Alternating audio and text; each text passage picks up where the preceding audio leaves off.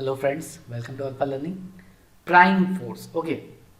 तो अब जानते हैं प्राइम फोर्स होता क्या है, ठीक है।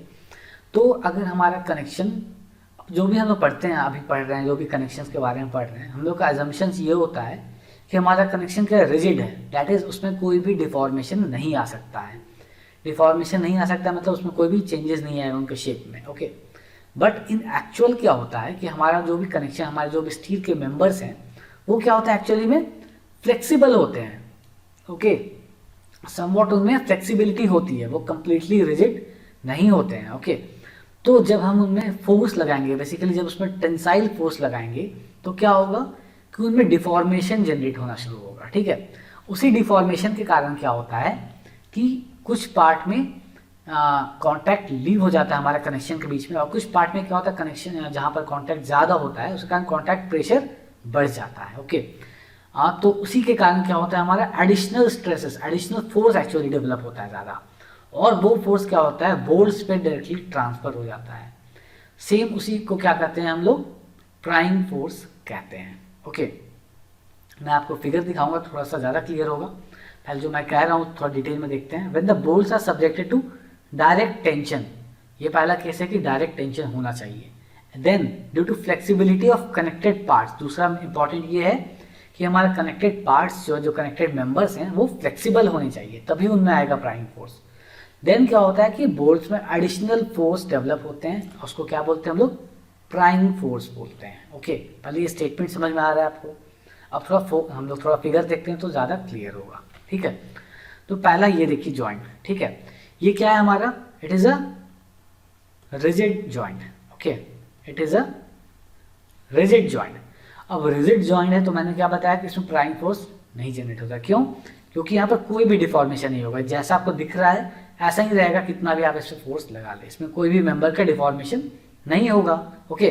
तो जब ये दो, अगर हम लोग देख रहे हैं ये कनेक्शन दिख रहा है आपको, और अगर इस पर 2T यहाँ पर लोड लगाया जा रहा है, तो क्या होगा, इन दोनों बोल्ट पर T और T लोड ट्रांसफर हो जाएगा, राइट।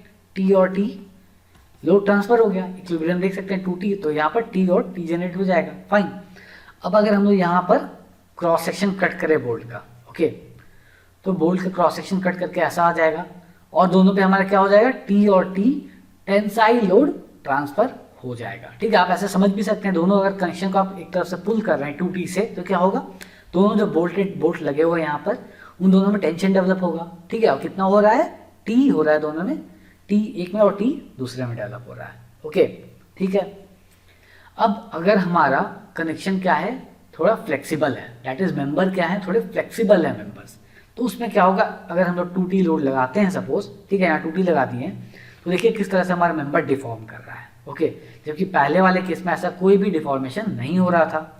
तो इसके कारण देख सकते हैं आप कि इस पोर्शन में क्या हुआ, कॉन्टैक्ट खत्म हो गया, यहाँ पर कॉन्टैक्ट खत्म हो गया, तो कांटेक्ट प्रेशर भी वहां पर हो गया जीरो, कोई कांटेक्ट फोर्स नहीं है वहां पर, कांटेक्ट बिल्कुल जीरो हो गया वहां पर। बट अब इस पार्ट में देखिएगा, जो एंड वाले पार्ट है, ठीक है, बियॉन्ड द बोल्ट्स, ठीक है, इनमें क्या हो रहा है, ये मेंबर्स पे और ज्यादा कांटेक्ट बना दिए हैं, ये क्या कर रहे हैं, और नीचे वाले मेंबर को पुश कर रहे हैं, ओके।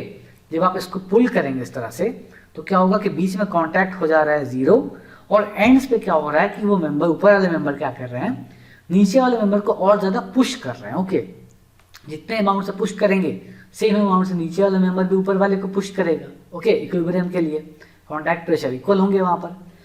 तो नीचे वाला मेंबर जब ऊपर वाले मेंबर को पुश करेगा, suppose by the amount Q आ जाएगा, और ये जो लोड ट्रांसफर हुआ दैट इज 2T जो है, इसके कारण बोल्ट में पहले से T और T तो ट्रांसफर हो ही रहा है, और यहाँ पर Q जो आया नया, ये Q क्या जाएगा, बोल्ट पर ट्रांसफर हो जाएगा, ठीक है। जो भी एडिशनल हमारा फोर्स आएगा इस पार्ट पर, इस मेंबर पर, ओके, वो कहाँ जाएगा, सीधा हमारा बोल्ट्स पे ट्रांसफर हो जाएगा, ओके। क्यों हो रहा है, समझ में आ रहा है ना आपको। यहाँ पर क्या हो रहा है कि एंड्स क्या कर रहे हैं, वो बॉटम वाले प्लेट को पुश कर रहे हैं, और सेम अमाउंट से बॉटम वाला प्लेट क्या कर रहा है, ऊपर वाले मेंबर को भी पुश कर रहा है। अब जब दोनों एक दूसरे को पुश करेंगे तो क्या होगा, बीच के बोल्ट्स पर क्या होगा, और ज्यादा टेंशन डेवलप होंगे। अब वो टेंशन कितना होगा, उसका वैल्यू बाई सेम अमाउंट, जिस अमाउंट से वो दोनों मेंबर एक दूसरे को पुश कर रहे हैं, ओके। तो सपोज अगर वो Q अमाउंट से पुश कर रहे हैं, Q इज द फोर्स, तो सेम Q बोल्ट्स पर ट्रांसफर हो जाएगा, और वो उसका नेचर क्या होगा, टेंसाइल होगा ऑब्वियसली, ठीक है। तो क्या होगा, हमारा बोल्ट पे टोटल फोर्स कितना हो जाएगा, पहले तो T पहले से आ रहा था क्योंकि हमारा 2T लोड लग रहा था, और Q एडिशनल लोड आ जाएगा on the each bolt. Okay, तो ईच बोल्ट पे हमारा जब हम लोग क्रॉस सेक्शन कट करते हैं, यहाँ से अगर क्रॉस सेक्शन कट करते हैं बोल्ट का, तो T प्लस Q का टोटल टेंसाइल फोर्स आ जा रहा है।